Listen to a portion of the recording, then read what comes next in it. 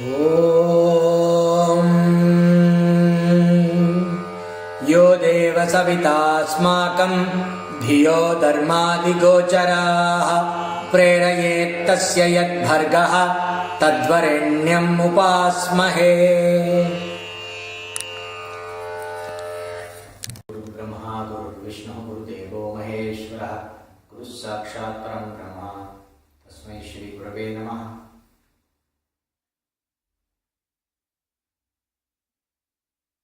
ॐ सदाशिवसमारम्भां शङ्कराचार्यमध्यमाम् अस्मदाचार्यपर्यन्तां वन्दे गुरुपरम्पराम्। ॐ श्रीगुरुभ्यो नमः। हरिः ॐ।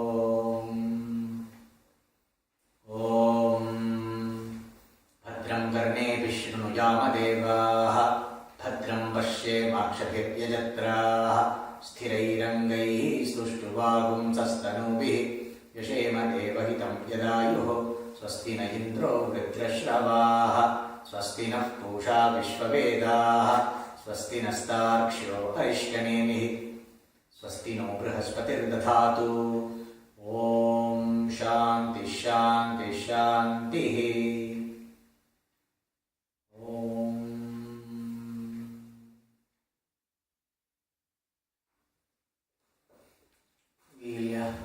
Continue with Viveka Sudhamani.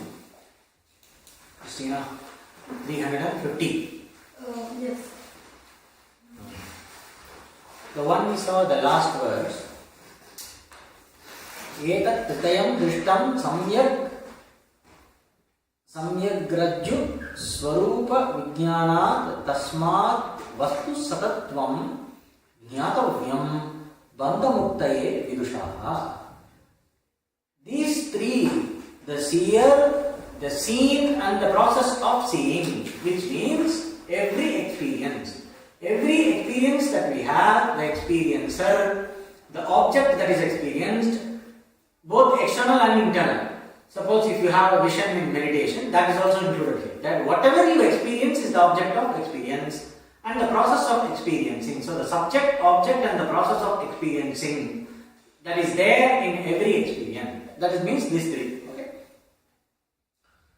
These three are seen by the proper knowledge of the rope snake. Therefore, the truth about a thing must be known by the wise man for release from bondage. Here, why the rope snake, the analogy of the rope and snake is being used here. There are also the three subject, object of the process of experiencing. But here, it is also the three things, which is the removal of the concealment of the rope.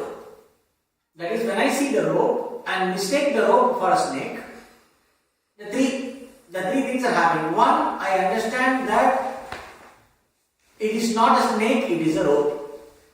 Then the next one, destruction of the delusion of the snake and removal of the grief ensuing on the fear and trembling caused by the projection of snake on the rope. Because I was thinking that there is a snake there was a fear and trembling and all that, and that is removed. So he is using this as an analogy to explain how samsara or the bondage, the structure of bondage is dismantled by knowledge. That is what we saw and we left there. And also here generally the three here, why I said the object, subject and process of experiencing, because we consider these three to be three different things. So we are considering that I am the experiencer, there is something that is experienced, and because of these processes, because of these actions, I am experiencing it. I am enjoying something, I am suffering something. So when I do this, what happens? I am identified with the experiencer. So because of this, I am looking for freedom from all this struggle. Because of identifying with the experiencer, because of the habit pattern of considering the self to be the mithya, identifying with what is not me. What is not me means what is not me by nature. Anything that is mithya is not me. Anything that is limited is not me. Because of identification with that, I superimpose the mithya on me. So the mithya is the snake. I am a jiva is a Nitya. I am an individual is the snake that is superimposed on the rope of Atman. The metaphor. I step on a rope in a forest and then think it is a snake and then I get scared. So, the removal of the ignorance that hides the presence of the rope. Then, the analysis which tells you that what I am superimposing, what I experience as snake is not really a snake, that does not pose any danger to me, it is only my projection. Then I don't indulge in the same superimposition again. So it has lost its sting. So that superimposition, that projection of the mind loses its threatening value, fear value. It cannot make me afraid anymore. Then what happens gradually when I don't fall back into the habitual error again, if I don't delude myself again, maybe it is a snake that is probably looking like a rope. If I don't go back to that same error again, then this fear and trembling and everything fades away over a period of time. Right? In the same way, when I understand the true nature of myself as the Satya Atma and don't encourage the habitual errors, then what happens? By commitment to this knowledge over a period of time, these habitual errors as they reduce and as the vasanas reduce, the mind settles down into the truth of the self and the samsara disappears completely. Just like how the fear that is created by the illusory snake is removed by knowledge of the rope. Similarly, the fear created by the illusory, the wrong, erroneous projection of sense of limitation upon myself, considering myself to be the experiencer, creates the fear of samsara. The struggle of samsara and the fear of being caught in that struggle and then wanting moksha and all that is because of considering myself as an individual. So when I revert back to the knowledge of really what I am, this illusion of bondage and the struggle and the pain that is associated with this bondage disappears. Because it is fundamentally based on ignorance, it is cleared by knowledge.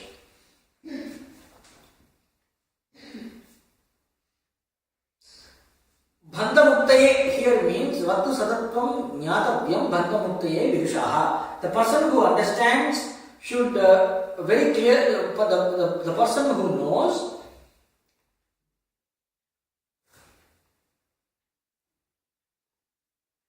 and should be committed to the knowledge, because here it is already Vidushaha means a learned person, the person who is committed to the self-knowledge, we can say that. Vividisha Sannyasi, Vidushaha, the one who is already learned, well informed, the one who is a jignasu, the one who has resolved and made his seeking of liberation a mature seeking of liberation, and one who is well informed seeker of self-knowledge.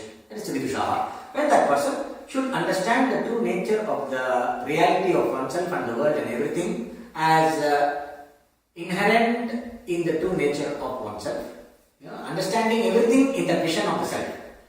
Vision of the self does not mean I am Brahman. No, I don't care about world, I don't care about God, I don't care about everything. That's not that. When I say I am Brahman, that means the world is me, the God is me, the God and world relationship with me, the God-world individual triad is an appearance that comes like the waves in the ocean in me. So all this, so all the world of perception, all that was, all that is, all that will be, all that could be, probable, improbable, everything is resolved in the vision of the self as the totality.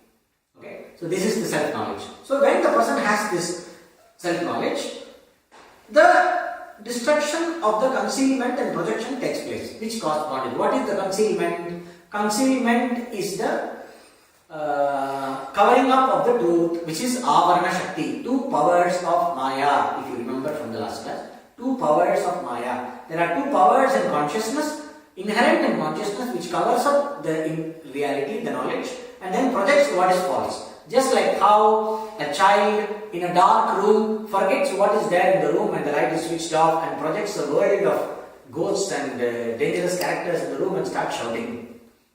So then when you turn on the light, the whole projection is gone. So over a few years when you do like this, when you grow up, you understand when I switch off the light, there is nothing there, it is all my own projection.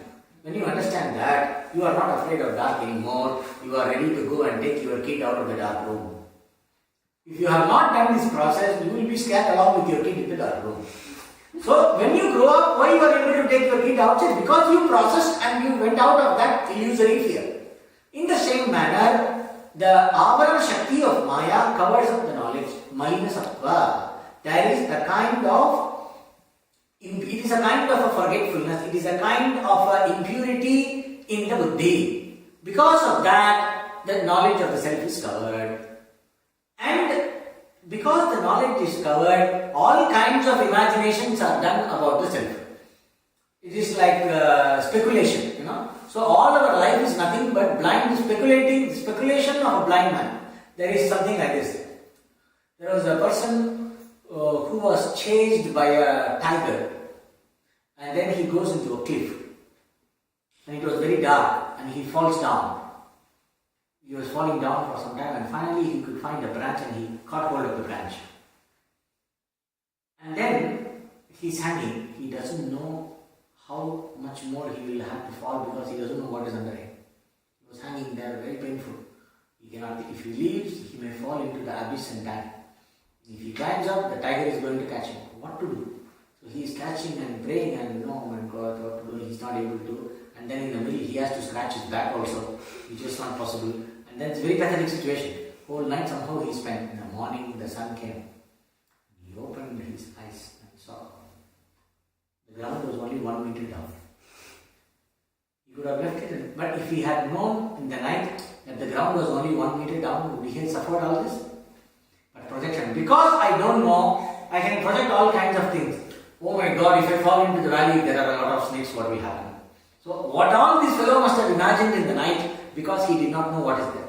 That is why the Shruti, the Veda tells you, the teaching tells you that all this is one and you are that. In that knowledge, you are inspired to inquire, how is it? Is this what it is? So when you hear all this general knowledge about self, you are eternal, you are birthless, you are deathless, and there is something called eternal happiness. The one who knows Brahman attains the highest. The one who knows the self crosses the ocean of sorrow. Tarati shokam matmavid. The one who knows the self crosses over sorrow. He goes beyond sorrow. He is not going to experience any sorrow.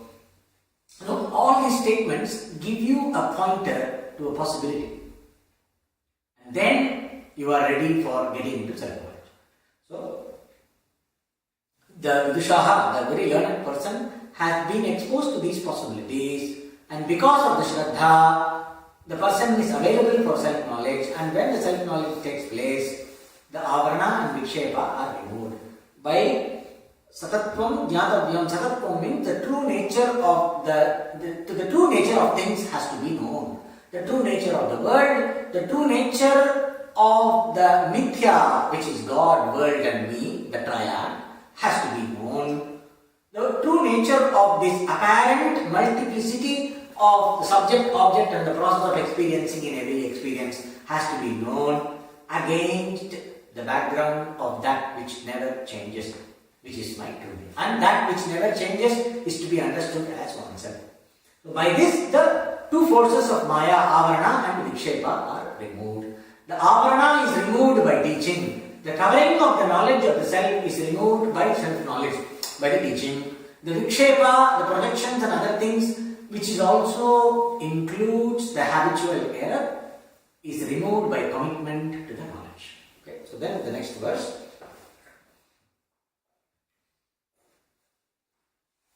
The mithya nature of everything other than the self is stated here with supporting reason in the next verse. There is an analogy here.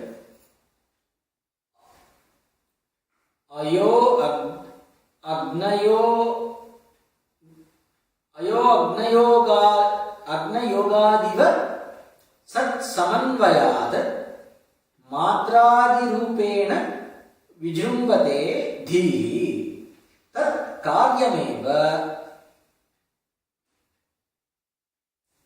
tritayam yato mrisha trishtam brahma swapna manoratheshu. Like the coming together of the iron and fire, the intellect manifests itself by the power of the light of Brahman, by the inherence of Brahman as the knower, etc. Matradi rupena vijrumbate dhihi tat karyameva tritayam yatho vrishaha. By the inherence of Brahman as the knower known and the process of knowing, as a result of it, Vishtam Brahma Swapna Manoratheshu, as a result of it, these three are falsely seen in delusion, dream and imagination.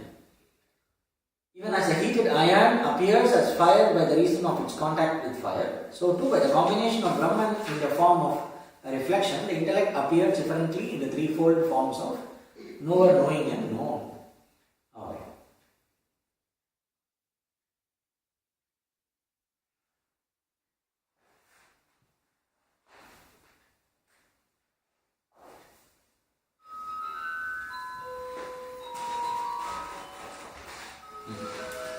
Now, before we understand the true nature of oneself, how do we say?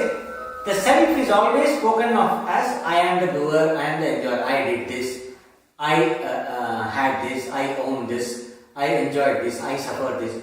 I am, who is listening? I am listening. So we always define ourselves as the experiencer of a given experience or a doer of a given action. So why does it happen? So that is why here the commentary says, before the Atma Jnana is sought and secured, the self is spoken of as the cognizer, which is the distinction of cognizing and cognition. So in every experience, I consider myself to be only the experiencer. I don't think the object that is experienced, the process of experiencing is me. Always I say I am having a cake. It means cake is not me. The body and the mind and the tongue and with which I am eating the cake is all not me, but I am the eater of the cake. But actually what happens in the mind? The mind takes the shape. See, when I bite a cake, the taste goes through the nerves in the tongue and takes some kind of a formation in the mind. And another part of the mind, I consider I have this ego sense that I am enjoying. So actually in every experience, the object is nothing but the mind takes the form of object, mind takes the form of subject. I am identified with the subject part of the mind, experiencing the object part of the mind, thinking the object is something other than me and the process of experiencing is something other than me. This is what is happening. Also, when we are teaching, when we begin the teaching, we always start with Drishya Viveka, the discrimination between you and what is not you. Body is not you, mind is not you, all that we say now. So, we are always, we start with this. We are very familiar with the experience of myself, of oneself, as the experiencer, pramata, the cognizer, the knower. This is very familiar, everybody knows. So the teaching begins there. We go from there and then analyze the nature of the known, the process of knowing and everything, and then we resolve everything into the vision of self. So how did I come to feel like this? There is a story. If I am everything, this is something that everybody asks. See, if I am everything, why don't I experience that? If I am the universe, how can I not experience it? Then you say there are some people who try to experience also this. They will sit and try to do some kundalini or whatever and then try to experience I am the universe. And then they will come and tell you their experiences. That I felt that I am one with the universe. I could feel myself as everything. I could feel myself as the sap that is rising in the core of the tree, spring. I could feel myself as the flowers blooming in the garden. Did you feel yourself as something that is inside the toilet? No.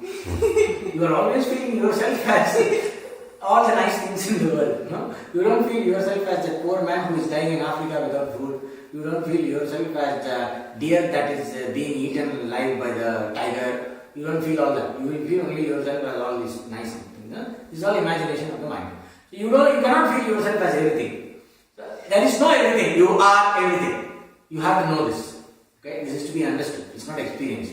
So why we are doing like this? We are giving an analogy. When I keep an iron ball in a fire, like fire, you can try that in winter. Winter is over now. But when you are in winter, suppose if you go to some village and you are having this furnace for heating, you put one little piece of iron or something there, metal, one small knife, or you can do when you are cooking. You have nothing to do. Put one knife inside that flame. After some time the knife becomes red hot, no? And whenever the knife, you take the knife out, the red hot is gone. Put the knife again in the fire, it's red hot. When the knife is red hot, the iron is glowing. Now the glow, it looks like wow, the iron is so bright. Iron is glowing and so bright. See molten iron going down, flowing, it is so bright. Lava. No? The earth is so dull, it does not shine. Does the earth shine? If I take a handful of sand and switch off the light, will you see that? No. I switch off all the light and there is lava flowing. You will see that molten iron, you will see the molten iron. So how do you see the iron that is associated with fire? The brightness of the iron does not belong to the iron, but the brightness of the iron belongs to the fire. But somehow the iron has acquired an ability to absorb the brightness from the fire and glow by itself as though it is something bright in its own nature. So when the iron passes through a certain level of heat, it is able to glow like fire. Similarly, the buddhi, the sattva, the mind, the material out of which the intellect is made. Intellect is nothing but collective sattva. The intellect is formed out of the sattva component of the ground of nature, prakriti. Mula prakriti, sattvic nature has become the intellect. So being sattva, it has an ability to manifest the power of consciousness. The reflected consciousness of Brahman in the buddhi shines as the sense of knower. So the buddhi seems to shine with the sense of self. The sense of self, when it is associated with the buddhi, it happens to look like the buddhi. It is like telling what is the shape of you have this laser show, no? They show this laser light. It is moving in a circular pattern. There is one laser beam will move in a circular pattern. You will see a circle there. There is no circle. There is one beam which is moving in a very high speed, but I don't see. But it looks like there as though there is a circle. Right? So that vision of the circle is only an appearance, but what is there is the light which is vibrating. And similarly, this buddhi, when it absorbs the light of the Brahman and shines, because of association, because of the condition, it looks like the sense of self belongs to the buddhi. Its proximity in nature. So when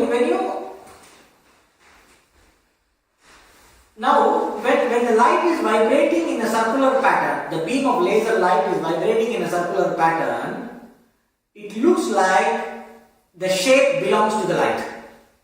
The circular shape belongs to the light. But light has no shape. The circular shape is the context. Because the light is vibrating within a certain pattern, the quality of the pattern happens to look as though it belongs to the light. But the light itself does not belong to the pattern. So the circular pattern from a laser beam, though it looks like it belongs to the light, it does not belong to the light. The light is not affected by the presence or absence of the circular pattern. But because of the association with the pattern, because the light is available within the pattern comes alive, the pattern is bright. Because the pattern is bright, I mistake the brightness to be the pattern. Correct? In the same manner, the buddhi is only a pattern or activity. In that activity, the sense of self shines because of the reflection of consciousness. This faculty called buddhi has an ability to reflect consciousness, just like how a prism is able to, or a crystal is able to absorb the light. I take a clear crystal, quartz crystal, and keep it on top of a red flower. The crystal will look red from a distance. I don't show the red flower. I keep the red flower here. I keep the crystal. From there, if you see, it will, and I put a light there. The crystal will look red. It's a red crystal. You come here, take it out. There is no red. It's a colorless crystal. So because of association, the quality of one thing seems to be appearing as the quality of something else. So, because of the association, because the self shines in the context of the buddhi, it looks like the self is individual. It looks like the self is the cognizer, but the other parts of the mind are not capable of reflecting the light of the self.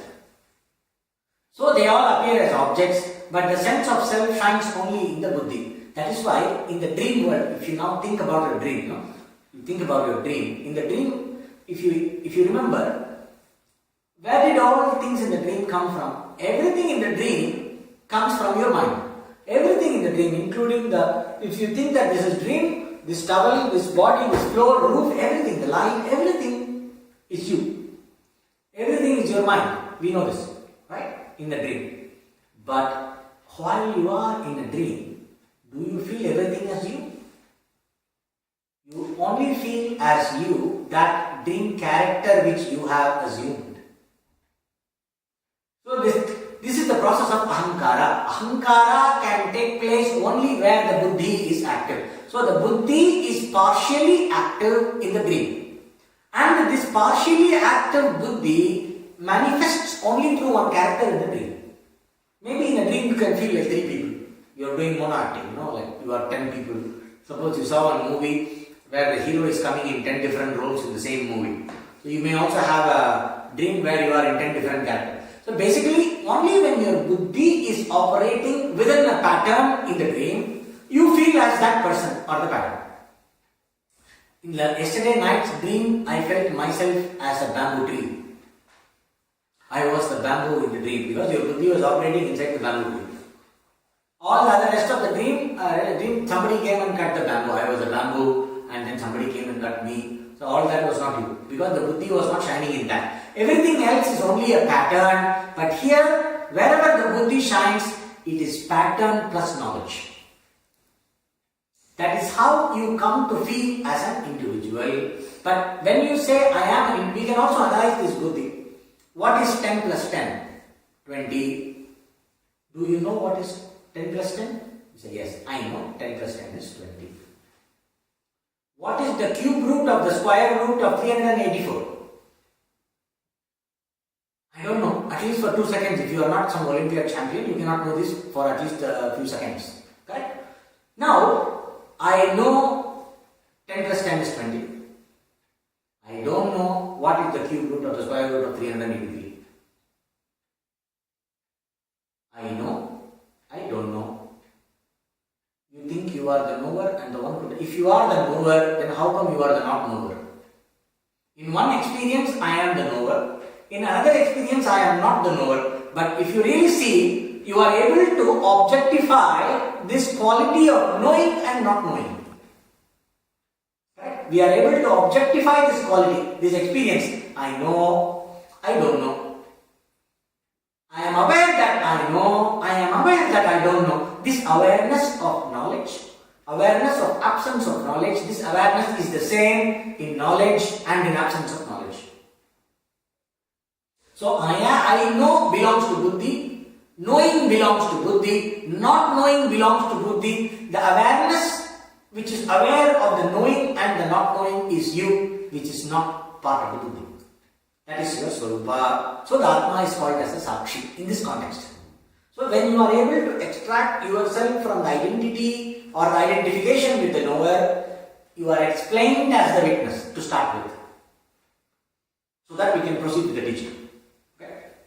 But this witness is qualitatively different. This witness, which is of the nature of awareness, which is you. You as the witness, you whose nature is awareness, you as the witnessing awareness, you who are the witnessing awareness, you are qualitatively different from the presence of knowledge and absence of knowledge, from the presence of thoughts, absence of thoughts, from the presence of distraction and concentration. You are in distraction, you are in concentration. You are not the distraction, you are not the concentration. You are in pain, you are in pleasure. But you are not the painful one, you are not the pleasureful one. Pleasurable, the one who is enjoying the pleasure.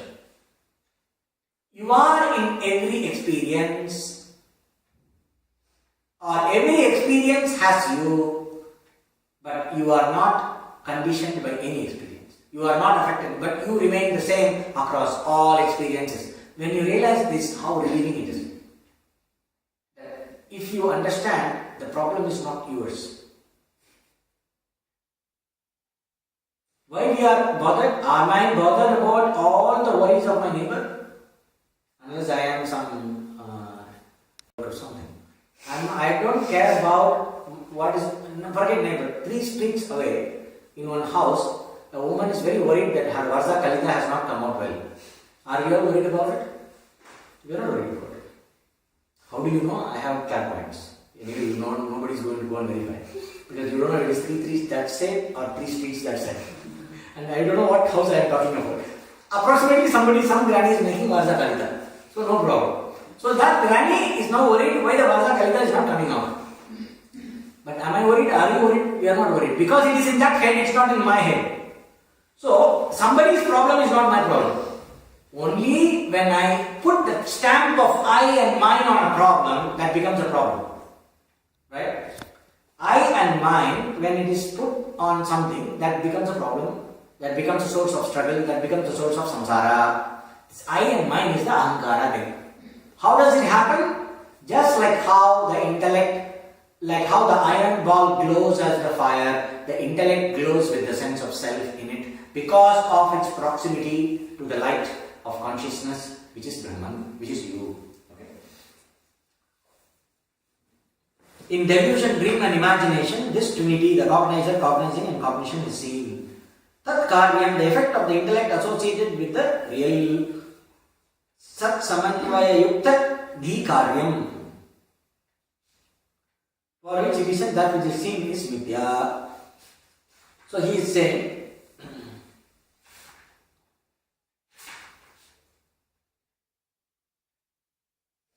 Yato Vridhadrishtam Brahma Swapna Manoratheshu. Why these 3 are Mithya? We are saying how we are proving that subject, object and the process of experiencing, all these 3 in every experience is Mithya. That means your status as the knower, your status as the experiencer, your idea about yourself, you experiencing this experience of the self as the knower or the doer or the subject matter of an experience. This status of you as the subject of an experience, subject, object, process of experiencing. I consider myself, this me, the subject of an experience, this me, I am Mithya. Mithya means that which is dependent on Satya, thought dependent on clay. So this is a dependent reality, it is not the real reality, which means what? It is only a role which has a functionality, it is not an absolute definition of myself. When you say Mithya, it does not mean unreal. It means Sat Asat Vilakshana. It is neither real, it is neither pure existence nor non-existent. You cannot say pot is not there. If the pot is not there, how you will carry water? Pot is there. But pot is really there? No, only clay is there. But pot is there. But pot is not there. This is Mithya. We all know this. We operate with Mithya all our life in every situation. All that we need to understand is this I that I am talking about all the time. I am this, I am a supporter of, I don't know many tennis player names, I know Boris Becker. I am a supporter of Boris Becker. Probably he's even out of tennis now, I don't know. Is he still there? Gone. I don't know who is there. Anyway, I am a supporter of Boris Becker. I am a fan of Boris Becker. So when you go to a tennis match, one Boris Becker and one John McEnroe, he's player or cricket player? He's got long back then, I know, because he retired when I was in college. After that, I don't know tennis. Boris Becker and John McEnroe, these 2 are playing. You are going to the tennis match. Then you will say, I am a fan of Boris Becker. And you meet, you are supporting John McEnroe. And then you look at each other like that. And then, every time Boris Becker scores a point, you look at him. If you are John McEnroe fan, every time John McEnroe scores a point, you will look at the Boris Becker guy. So this is very useful to have some fun in the stadium. As long as you don't go and strangle the other person when the other fellow is winning. Like in Brazil, the football match, when Flamengo and one more team, the Cruzeiros, let us say, and these two are playing in Maracanã Stadium, few heads can roll on the thing, it's possible. Some real violence can happen. And in India, there is a place called Kolkata. In Kolkata, all the time there is cricket match, people will start running into the stadium, and then there is a lot of mess there. So, as long as this mithya individual is not creating too much trouble, as long as this mithya individual is fun, it's okay. But problem is when I forget what I am and I get carried away by the mithya individual. The mithya suddenly becomes satya. I forget my family, I forget what is my role, I forget all my other mithya me's, and I get stuck with one mithya me, and then I go into a fight in football stadium, which is very important, So, why does this happen? Because for a moment, the bigger me is clouded.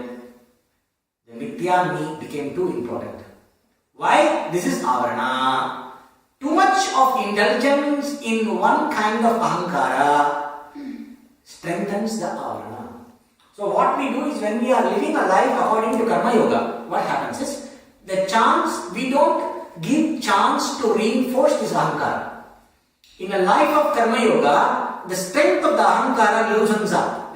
So this mithya me, the knower, me the doer, me the achiever, me the successful person, me the failure, me the stupid, me the intelligent, all this, me the artist, me the fighter, all these me are all only roles. Everything is done for the sake of the Lord, everything is the Lord. The mind is constantly tuned to that. So this mithya, that it does not take over my intellect completely. So slowly when the grip reduces, raga dvesha reduces, likes and dislikes, when the force of them reduces, Viveka starts waking up. When Viveka wakes up, it is easy to remember the possibility of the eternal. It is like when you are very keenly watching some reality show in the TV, you have kept the cooker with some rice or fasole. You can forget it. You can get, suddenly you will get a smell that comes and disturbs you, that it is burning. Then you cannot enjoy the TV because what is this smell? And then, fasole. So like that happens all the time. But suppose if I am not lost in the reality show, I am always up there, okay, it's a big deal, I'm not, there is some boring shows going on. Or I'm not completely involved in it, okay. Objectively, okay, fine. Then I will know that now, what is the time? Okay, another 5 minutes, okay. And then after 5 minutes I go and switch off, the fasole is not burned. Right? So, this is what happens in Karma Yoga. In a life of Karma Yoga, the buddhi is not completely covered up. See, the self-knowledge is not shining completely, okay? But the power of Vikshepa comes down, the thickness of the avarana starts reducing. In the Siddha, there was a Siddha called Swami Ramalingam. He used to say, the opening of the different coverings that cover the light of the self. He talks about 7 layers of covering. It's a mystic school, so they have their own ways of talking about it. But here it is basically avarana. He will say, they talk about the black screen, the 7 screens. So there is one temple in India where there is a light in the Sanctum Sanctorum. And then in front of the light are 7 screens. Black screen, red screen, pink screen, green screen, yellow screen, white screen. So there's Asuddha Maya, they have all their own theory. Okay? So then what they will do is, they will remove one by one the screen. Then when the last screen is removed, everybody has the darshan of that light, which is supposed to be oneself. It is a symbol. It is a symbolic ritual that tells what happens inside. So, as the avarana mala, the impurity that covers the intellect, and where you completely forget and you are totally identified with the mithya self, when it loosens up, you become available for self-knowledge. So here the personality has self-knowledge, it's been exposed to self-knowledge.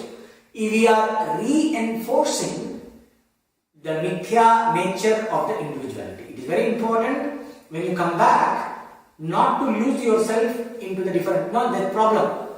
Why it is very important? To know the experienced self, the experiential self. Okay? The experiential self into everyday experience. The experience self, which is experienced as the experiencer. The self, when you experience yourself as the experiencer of every experience, this experience of yourself as the experiencer is Vidya. This knowledge is very, very important, because otherwise you will get worked up. I was feeling myself as the absolute, now I am feeling myself as the body.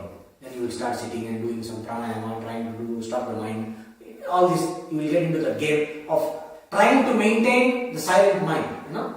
Then it becomes an effort of all the time trying to fight with the mind to stop the mind. Whenever the mind stops, I experience absolute self. Whenever the mind moves, I don't experience absolute self. There are people who are into that thing. Why? Because I don't understand this experience of myself as the experiencer. This is Mithya. That means it is not me. It is only apparently true, it's not actually true. Then you are very happy, like the person acting in a drama. He is able to take upon the role of a demon in the scene 1. He is able to take upon the role of a god in the scene 2. Again in the scene 3 he is taking the role of a beggar. No problem. Like a mono acting person. I used to do something in school called mono acting. I will stand here and talk like one character. Then go and stand here and talk like another character. So it's a lot of fun. So when you do like that, I know I am not this character, neither am I this character, nor am I that character. Why I am able to play the two roles? Because I know these two are Mithya. The real me is that person who is doing the mono acting. Like how an actor knows that I am the actor, I am not the characters. So he knows himself, that aspect of himself that is not affected by the lower or the assumed roles of the play. So he is free to play the roles. So a person who is free to play the roles without being bound by the roles. Because to play the roles is the fact of life as long as the body is alive. Only then Jivan Mukti is possible. Liberation while we are alive is possible. Only when we understand the experienced self, which appears to be limited. This appearance of the self as a limited entity in experience is Vidya. When I understand this, I can relax. And still be in touch with what I am, not lose the touch with what I am. Be in touch with the knowledge of truly what I am, the real me. The real me, I don't lose sight of it, and I don't get worked up with the false me when I understand the false me is a false me. Though it becomes very important. Okay?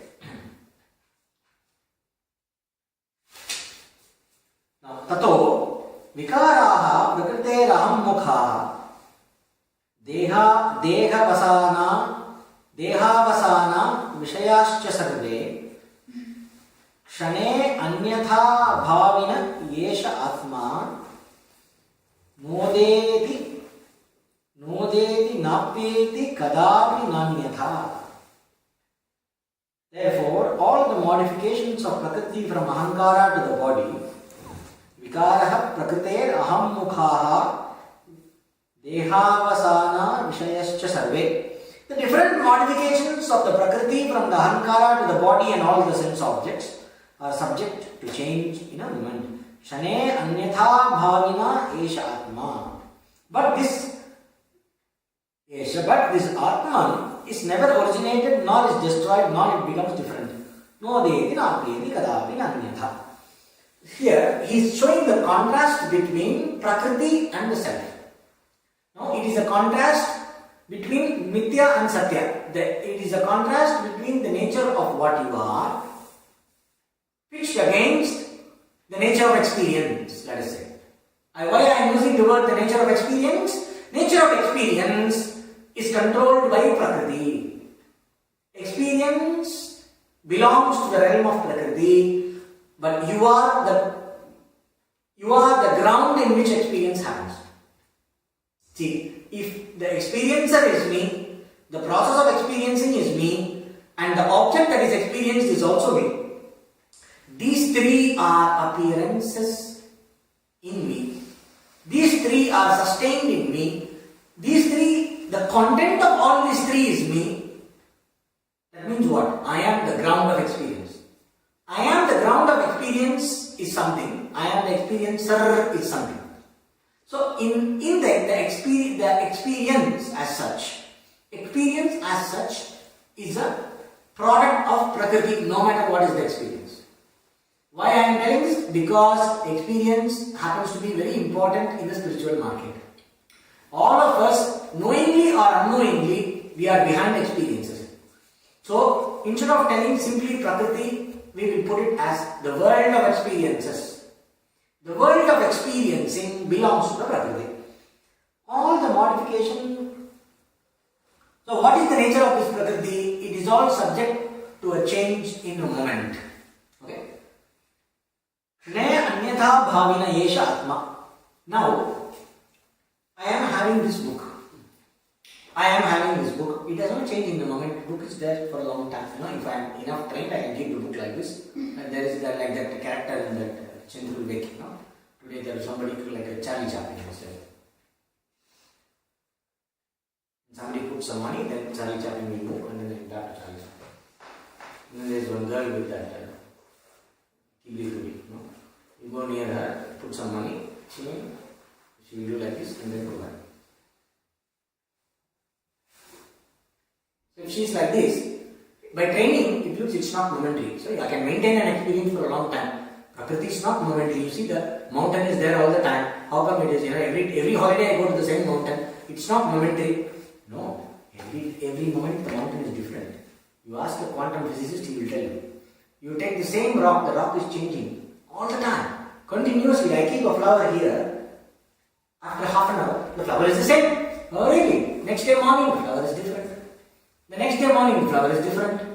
After a few days, there is no flower, there is only fungi. So, what happens to the flower?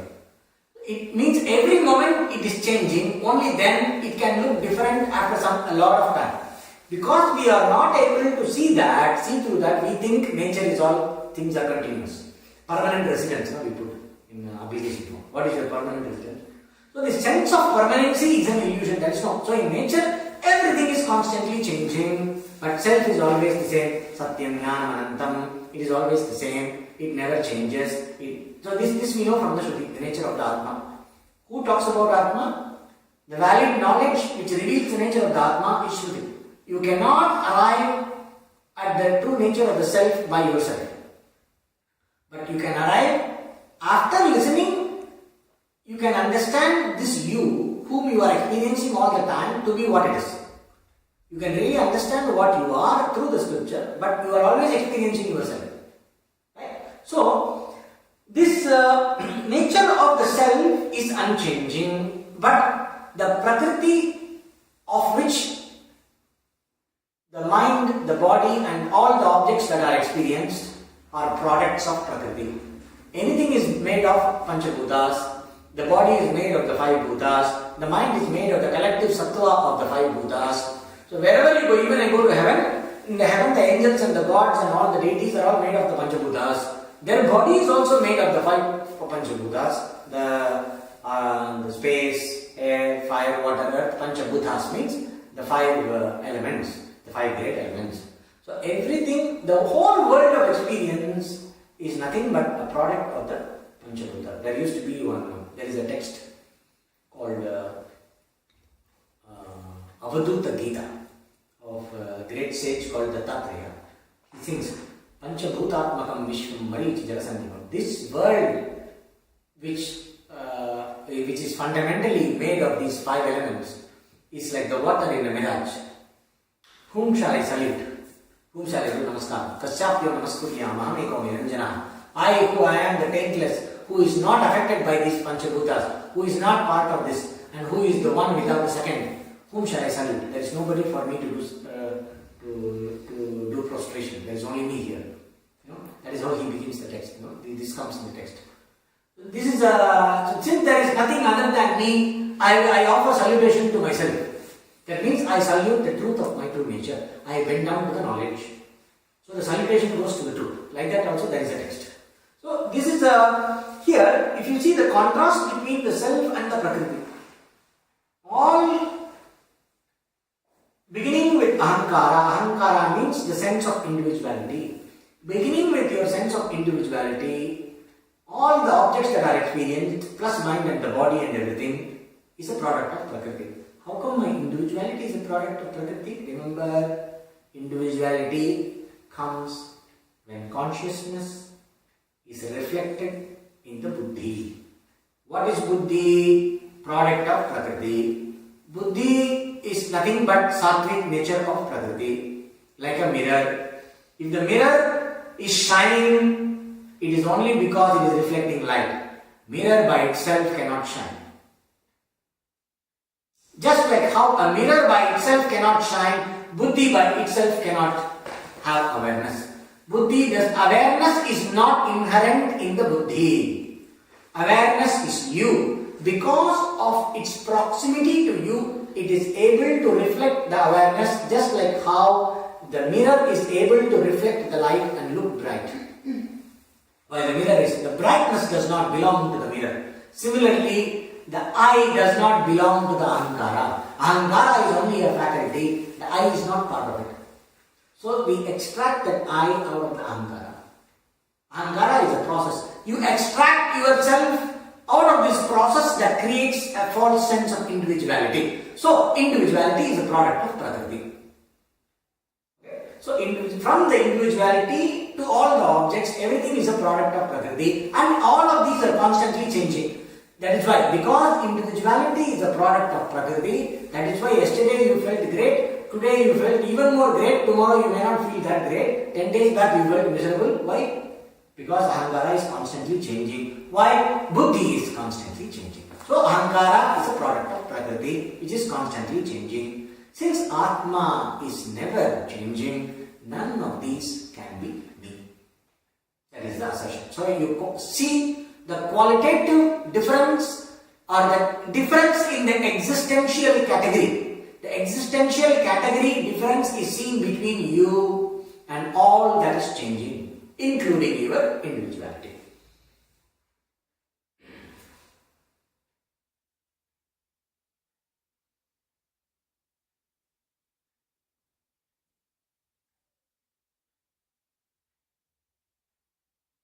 The self is never born and it is of different nature. It has no modification like the intellect. It is never born, it never dies. It is always of the same form. It remains as it is always. Hence it is real. So all these are false. This is real means what? I am minus all the Prakriti and everything. What remains is me. I am Satya. All that changes is Mithya.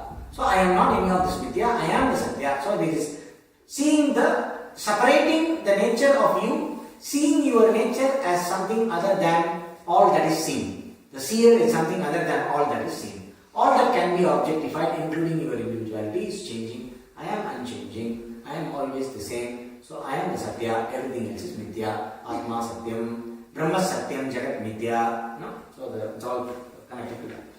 Mithya Advaya Akhanda Chideka Rupo बुद्ध्यादि साक्षी सदसद विलक्षणः अहम पद प्रत्यय लक्षितार्थः प्रत्यक् Sadanand घनः परात्मा.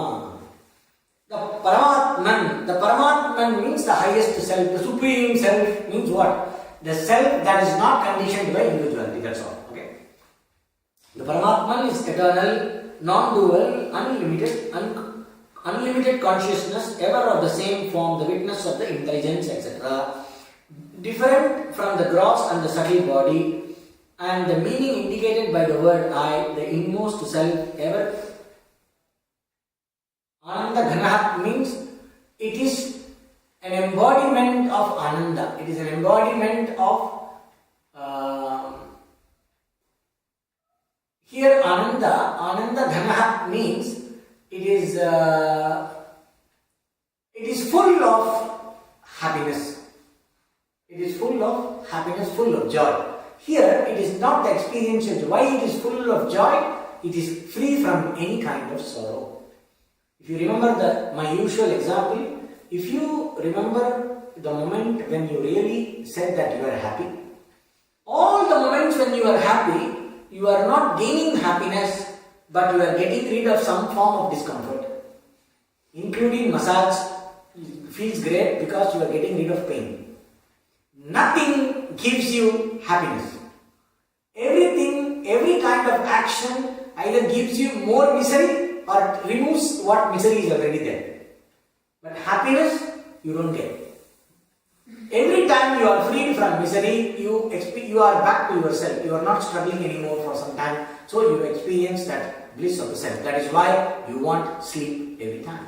Every night you have to sleep. Even you can be without eating, you can be without a house, but you will sleep. 2 days back, I saw one father with 2 little kids sleeping on the pavement of a shop. It's cold. Wearing all the coat and everything. They are also wearing something and sleeping there. One man is sleeping, 2 kids are sleeping next to him in the road. No house. I don't know whether they ate or not, but Ananda in sleep. Whether you are a millionaire, billionaire, or a homeless person in the street, the Ananda is staying in the sleep. Why? All the differences that are created by the mind are resolved. There is no misery, there is no joy, there is nothing, and the mind is completely resolved into the source, and then you experience the Ananda Ghana. That is why it is called Anandamaya Kosha, because it is a negative absence of thing, it is a negative absence of the world of experience, it is a negative kind of an Ananda. But why we say the self as positively as Ananda Ghana? Because the positive joy that we experience in our everyday life, that experience doesn't seem to belong to any object. So the self has to be the source of that. So if the self is the source of all the Ananda, so then the Ananda has to be the nature of itself. Since it is an experience that we can emotionally relate with every day, the self is always called as the embodiment of bliss. The embodied bliss. It is full of bliss. Why we call that? Because it is an experience that we can relate with. All of us are behind happiness, joy, bliss. But if I know self is the highest bliss, every time I want joy, I will come back to the self. So I am not projecting the joy which is my nature. What is joy? The moment when I don't seek anything. The moment when I got what I wanted. Or the process in which I am going to get. Priya, Moda, Pramoda. No? But there is a joy in arriving. There is a joy of arriving. There is another excitement. Suppose if you are constantly arriving and you never arrive, excitement becomes irritation. Finally you want to arrive someday. Okay, enough. Now let me get it. Unless you are you are perverted like this ancient Romans. They don't want to. They eat for taste. They will go vomit and come back and eat again. Again, after the stomach is full, they will go vomit, come back and eat. This I heard about Romans, they used to do it. So unless you are perverted like this, you will generally go for attaining what you want to attain. Only after getting what you want, you say, I am happy. So there is the different degrees of happiness. So finally, we are looking for the moment where I am satisfied, seeking nothing. So every moment of satisfaction is when I don't seek anything. That is why the self, when I don't seek anything, I am simply with myself. I am okay with the way I am. The self is not moving towards anything. So that is where every moment of experience, every moment of joy comes back to this experience of the self that is not seeking anything. So that means this happiness must belong to me. No matter how I arrive at happiness, the experience of happiness is always the same. The doll that I got when I was a kid, the car that I got when I was when I got my job, the motorbike that I got when I was in college, the house that I will get after I am married or whatever I am successful, the positions I will get in society as I grow up, all the happiness that comes from this is not different from the happiness what I got when I got a little toy when I was a kid. Happiness is the same. Different toys, but happiness is the same. Why? Because happiness is centered on me. Happiness is not centered on the things. Then what is my nature? I have to be of the nature of happiness. Happiness has to be my nature. So like this we can logically proceed to that. But when I hear that I am the infinite, then I realize I am all happiness. So all the happiness, that means I have everything in me. A person who has this much, you say, is little happy. A person who has little more happy. But a person person who has everything, completely happy. So self is Anand. Self contains everything. All that was, all that is, all that will be is contained in what you are. So you are Ananda Ghanaha. You are full of bliss, full of Ananda. You are Ghanaha means partless, embodied. It is partlessly, without any demarcation, filled with that. It is full of that experience. It is like telling, it's like your sleep, you know. In the sleep, I was completely, ignorant about everything. I did not know anything. So sleep is Ajnana Ghanaha. Sleep is nothing but, it is like a solid, partless, compacted form of not knowing. I don't know anything. That is what is sleep. It's a compact not knowing. Similarly, the self is compacted of bliss. That is how they translate it. You cannot translate it. Ananda Ganaha cannot be translated in English. But you can understand what I mean. Ananda Ganaha means it is bliss. It is the bliss. Self is bliss. Self is Ananda. And Ganaha Paratma. That is the Paratma means the highest self. That self which is the highest. It is eternal, non-doing. He is explaining the nature of the self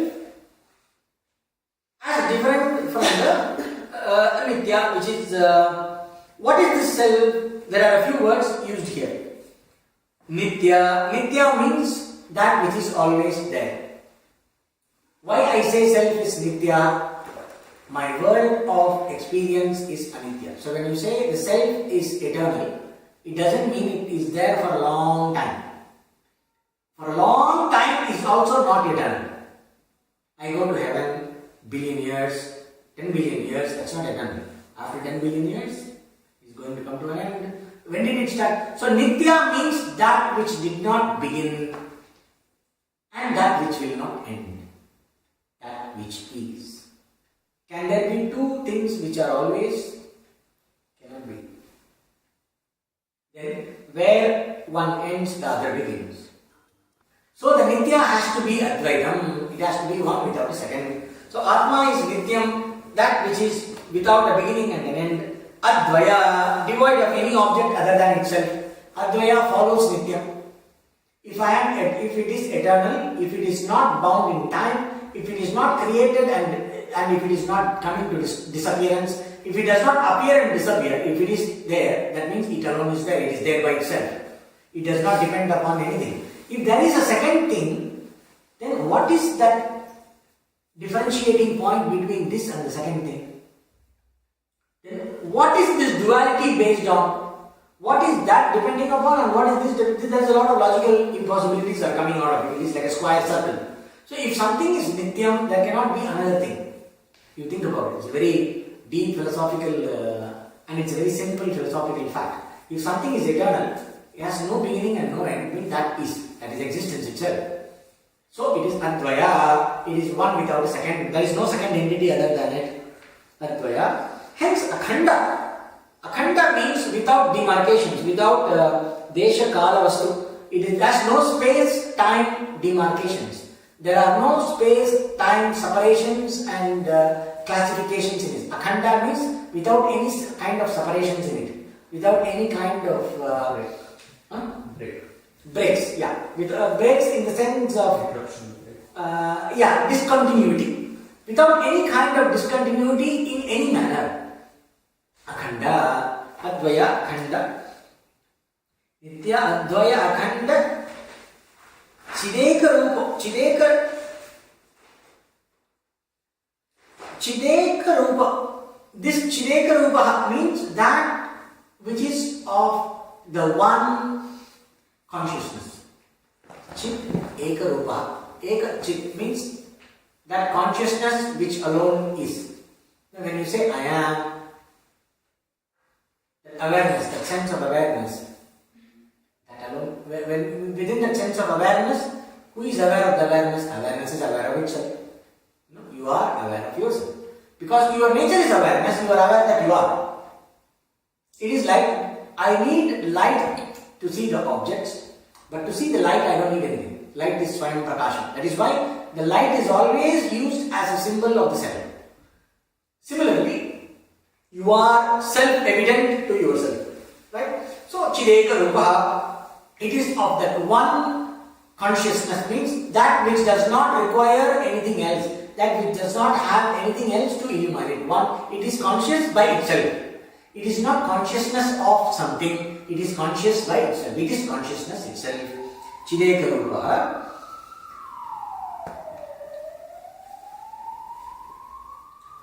Buddhyadi Sakshi Sadasat Vilakshana. It is the witness of all the different manifestations beginning from Buddhi. Means Buddhi, Manas, Prana, Sharira, objects, intellect, the mind, the vital force, the force of life, the body, the objects, the world, and whatever that is conceived, and whatever that belongs to these, whatever that is experienced by these, everything. It is not conditioned by any of this. It is like telling the water is not conditioned by the big wave and the small wave and the surfer wave and the wavelet. All these are Nitya, water is Satya in that context. Similarly, this self, which is of the nature of pure consciousness, it is not conditioned by the activities of the buddhi down to the body and the objects. And it is a witness. Buddhyadi Sakshi Sarva Vikara Vetha means Nityo Vikaro Bhagavam Samaragati. The beginningless difference from avidya and itself. Okay. So here it is a witness for the buddhi and the rest. Means I say, why he is saying the witness? This witness word, if it is everything, because this doubt comes. Self is the witness. If self is the witness, it is not, see, Buddhyadi Sakshi Sat Asat Vilakshana. It is neither of the nature of the manifest or the unmanifest. We have to see it all together. It is not all these words that we are using here have to be understood simultaneously as the nature of the self. Now, if the self is one without a second, you say the self is the witness to the intellect and all the other faculties. That means there is something other than the self. There is the intellect that is witnessed. There is the body that is witnessed. There are these thoughts that are witnessed. There are these different experiences and sensations that are witnessed. And I am the witness. That means I am not that. When I say I am not that, there are two things. There are a lot of stuff that is not me. And how come you say self is one without a second? There are second entities here. This doubt is normal. So now here, why this witness is used is to make you, the witness is a qualitative differentiation. It is not a quantitative differentiation. It is a quality. It is the quality of existence. The category. It's a categorical differentiation. In fact, I should put it like this. It is a differentiation in category. It is like telling the clay is the witness to the pot. Suppose if the clay is conscious, the clay is talking. Then the clay says, I am a pot, I am a big pot, I carry water. Then there is another clay says, I am a pot, I am a small pot, I don't carry any water, I am just sitting there. Then both of them, then there is another enlightened pot that comes. It says, hey, all of us are clay. It is very famous. It is a very famous example given by Swami Dayananda Saraswati. He really has some pots and all this. He will take a big pot and a small pot. He will say, I am a big pot, I am a midget pot. And then there will be a big drama going on for 5 minutes. It's very interesting. So this pot, when it's like if the clay can talk, the clay realizes that it is not a pot. Then what are you to the pot? But I am carrying a pot. He says, I am the witness of the pot. Is it the pot is separate from the clay? Are there two things there? But there is if the clay can talk, the only way for the clay to tell about itself is I am the witness of the pot. How to differentiate the clay from the pot? It is only a categorical differentiation. It is not an actual difference. No, like it is not an actual separation. It is only a categorical separation for the purpose of understanding. Right? So when I say that you are the witness to the buddhi and everything else, that doesn't have to really have many things here.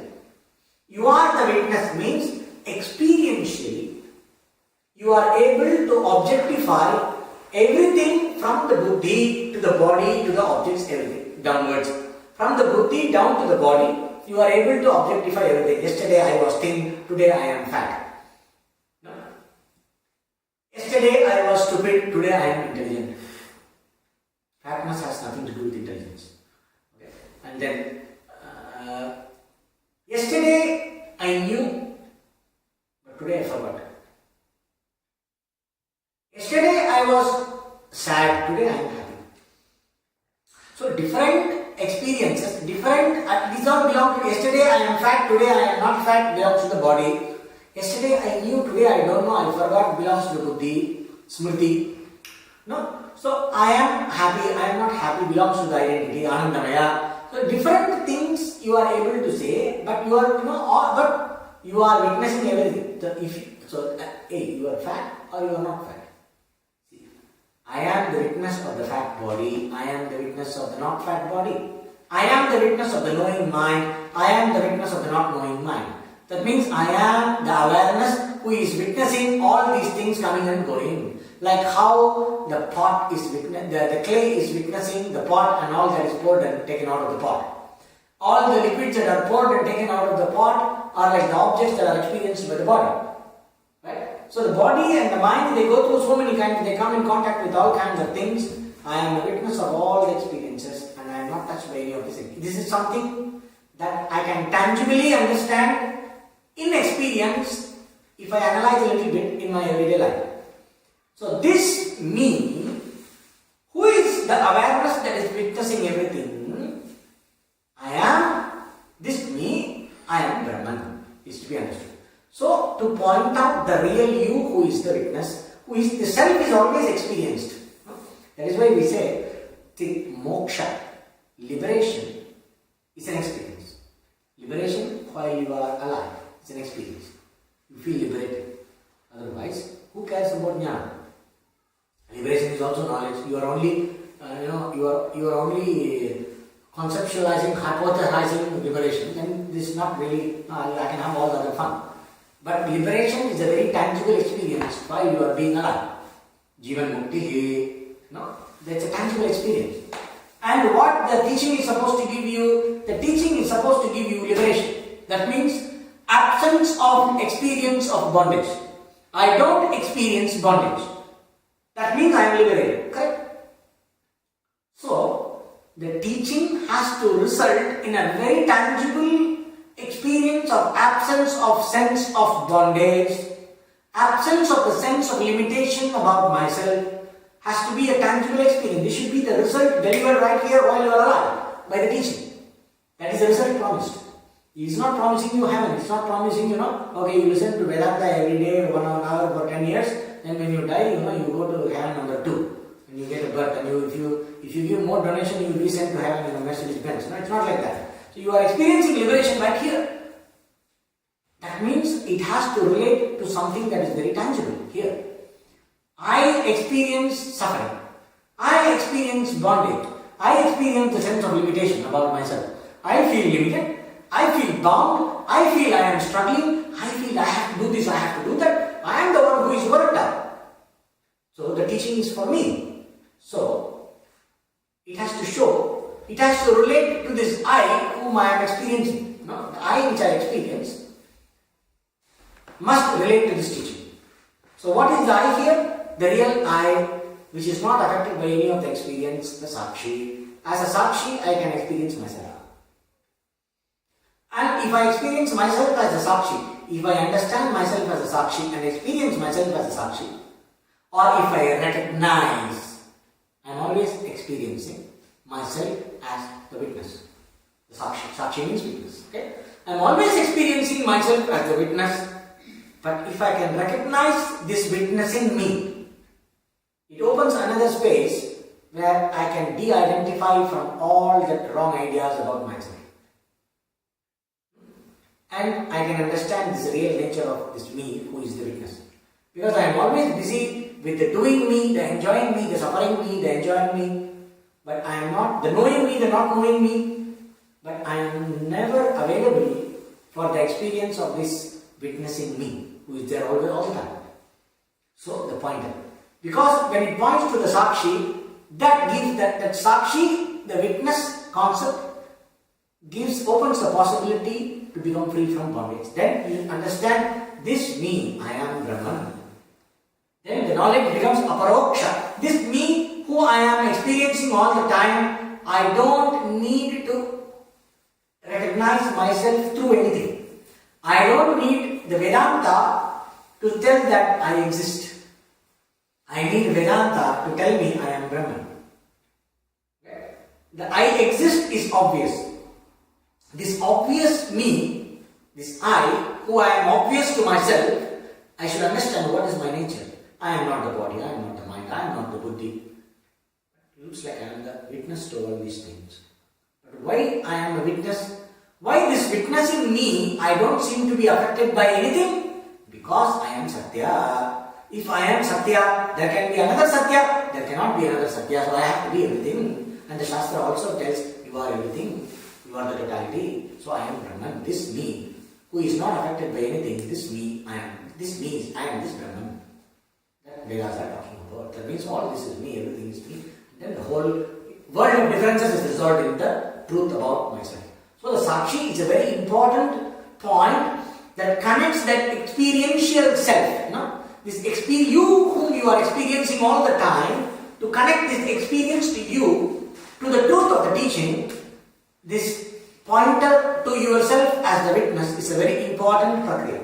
It is a very important methodology. So, by pointing to yourself as the witness, I can connect you to the truth about yourself.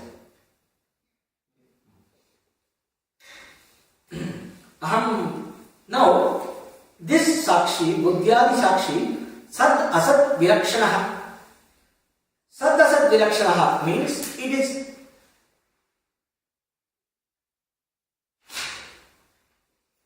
Sad Asat Vilakshanaha means it is not of the nature of the manifest or the unmanifest. Here Sad Asat does not mean Satya Mithya. Here it means not the manifest, neither the manifest nor the unmanifest. That means the Sad Asat Vilakshanaha, why is it said? Because if you say, I am not, sometimes we say, no? Sometimes you find yourself doing something that is not typically of you. Let's say somebody got drunk and went into a brawl in the street, drunken brawl. And the next day he says, that was not me. Come on. That's not me. I'm not going to drink anymore. That cannot be me.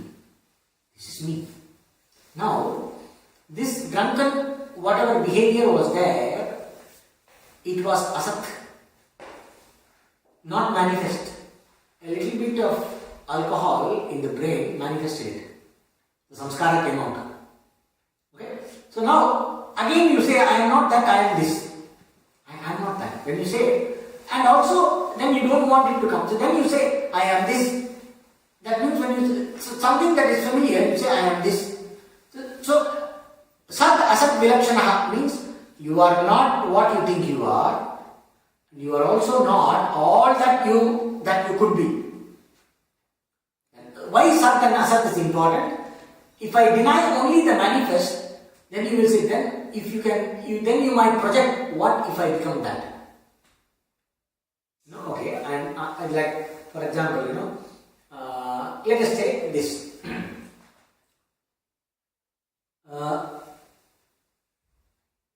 Okay, I am not this miserable person.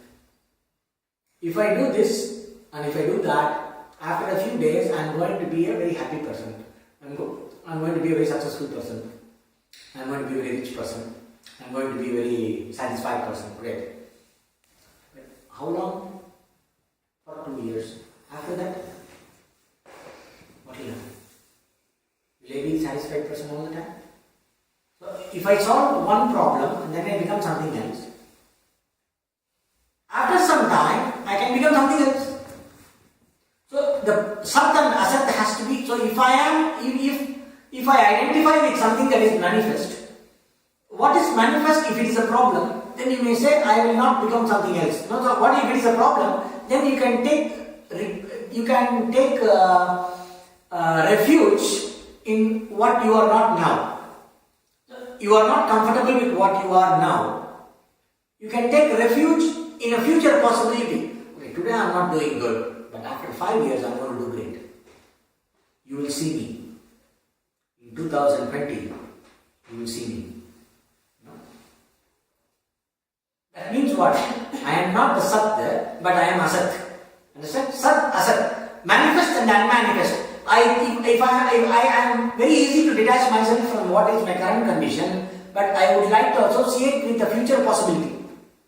So here it is saying, you are not all that is manifest, you are not all that is unmanifest either. The self is neither the manifest nor the unmanifest. So if you are going, so this dreaming of enjoying in heaven and things like this, and defining yourself based on a future possibility, all that is ruled out here. Whatever is the possibility, all that was, all that is, all that will be, in terms of experience is Vidya. The self is not that. It takes out the good and the bad out of the picture. Okay? Because what is supposedly good is also bad because it is limited while you are unlimited. When pitched against you, see, anything that is pleasant, good and great, when pitched against the reality of you, becomes miserable. Like how being a millionaire is miserable if I was a billionaire yesterday.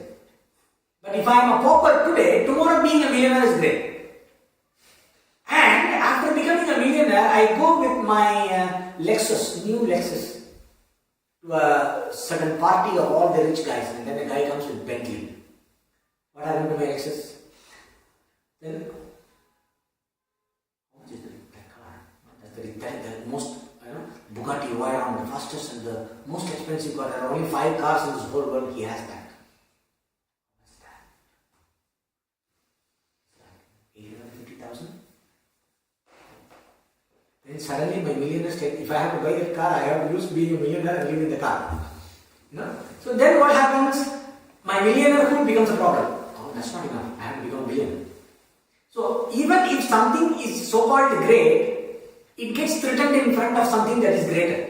You can appreciate this concept when you read.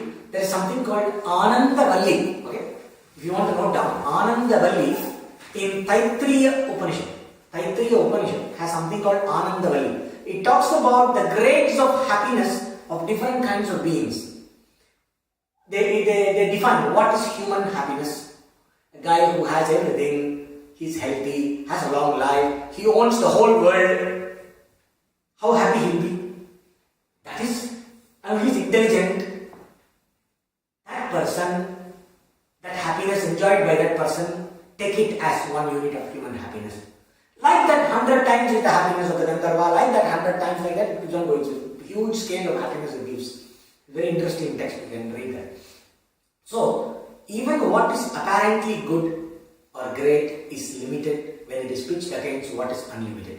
So, in front of my Swarupa, everything is limited and everything is misery. Anything that comes and goes in time is misery only. It is not. If I have to forget myself for getting that, it is misery. Don't go into that. Everything is Ananda thing. No, everything is Ananda is another way. The purpose is different of that discussion. So when I say everything is misery, which means identifying with any limited entity, no matter how noble, how great it is, that identification is fundamentally misery because it limits me who is unlimited. That is why Sad Asat Vilakshanaha Aham Pratyaya Lakshitartaha, being the subject of the cognition which arises immediately when the word I is heard. That means it is I am the one who is meant by the word I. When I say I, the word I points to a self-aware entity behind it, myself. Then the I gets mixed up with all kinds of I am this, I am that. So Nisargadatta Maharaj used to say, your duty is not to be this and that. Your duty is just to be you. This is a very famous statement. Just be I am. Your duty is to stay in the I am, not to be I am this or I am that. Just be I am. This is his way of saying. He's a rustic man. He's a great man, but he did not go through any systematic teaching. So he has his own way of saying that, not Siddha style. He says, don't be this or that, just be you. Which means what? The I am, it points to that pure awareness. So it is what I am, what is indicated, I am actually that which is indicated by the word I. I recognize myself as the self-effulgent, self-evident reality that I experience whenever I utter the word I. Okay? When the light is turned in words, Pratyak, Sadananda Ganaha Paratma. Pratyak here means when I am not associated with anything. It is turning of the, Pratyak means the inward turning of the mind. Urdhvaretas, upward mind, inward mind. When I take my attention inwards, taking the attention inwards means what? When the mind is free from all kinds of seeking. When the mind is not associated with any mithya, I can recognize myself in all my purity. So that is that state of mind when the mind is not seeking anything. That is called Pratyak. Okay? Then Sadananda Ganaha, being different from the unreal, insentient grief and ahankara shining in the form of Satchidananda or bliss which cannot be sublated in any of the three periods of time. That nature of happiness which is not destroyable, which is not subject to any change and which is always the same in past, present or future. Which means what? It is always there. It has to be discovered. That means you have to understand you are that. Sadananda Ganaha Paratma. Paratma, the highest self. Why highest self? To understand the difference between the apparent self and the actual self. Mithya you and the real you. The Mithya you is all the identities and the real you is the Paramatma, Atma, Annamaya Atma, the physical self, Pranamaya Atma, the vital self, Manomaya Atma, the mental self, Vijnanamaya Atma, the knowing self, Anandamaya Atma, the experiencer self, the ignorant self, Paramatma, that which is none of this. So all this is me, but I am none of this. So that all these are because of the Paramatma, and the Paramatma is none of this. Which means I, the real me, the one which is higher than all this. All these are limited, this is unlimited, and also it is something other than all this. So it is called Paratma, something other than this, and also something higher than all this, the highest. That which cannot be surpassed anymore. There is nothing behind it. It is self-evident, self-existing reality. So it is called as the highest self. That is the nature of the self. So with this we will finish, and the next one talks about thus discriminating the real and the unreal, determining the truth by the eye of the clarity of the knowledge, knowing the self to be the nature of infinite intelligence, freed from the things which are not the self, the wise man attains peace by himself. This we will explore in the next class. Om Purnamada Purnamidam Purnat Purnamudachyate Purnasya Purnamadaya Purnameva Vasishyate. Om Shanti Shanti Shanti. Om Tat Sat. Any questions? 10 minutes.